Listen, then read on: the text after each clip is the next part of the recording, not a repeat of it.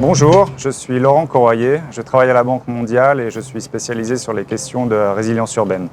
Aujourd'hui, je suis avec M. Robert Lusolanu, ministre de la ville de Kinshasa et chargé de la cellule de développement urbain. Et nous aimerions savoir si vous pouvez nous expliquer ce qu'est le transport résilient et quelle est son importance.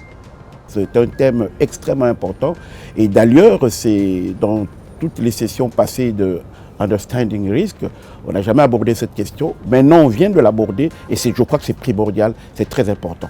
Parce que, comme vous le savez, le transport est un secteur extrêmement important pour nos pays, notamment pour l'eau sociale, notamment pour l'économie. Vous savez que sans les transports, il n'y a aucun accès aux services sociaux de base, la santé, l'éducation. Sans transport, mais l'économie ne marche pas.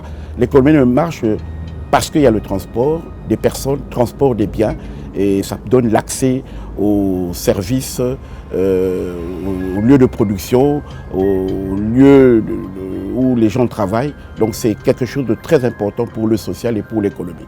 Donc parler de la résistance, discuter de la résistance, de la résilience du transport, c'est quelque chose de primordial pour nos pays.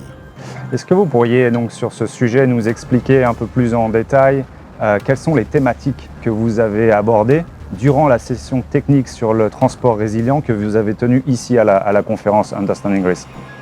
Mais l'auditoire a beaucoup apprécié d'abord ces thématiques parce que cette thématique n'a jamais été abordée dans Understanding Risk. Et il y a eu un répondant, les gens ont posé beaucoup de questions, ont été très curieux d'apprendre ces choses. Et je crois que dans les prochaines sessions de Understanding Risk, nous devons absolument aborder cette thématique de transport résilient et même creuser, aller davantage en profondeur, parce qu'il y a eu plusieurs modèles qui ont été présentés qui ont été élaborés par certains experts de la Banque mondiale, avec certains professeurs d'université.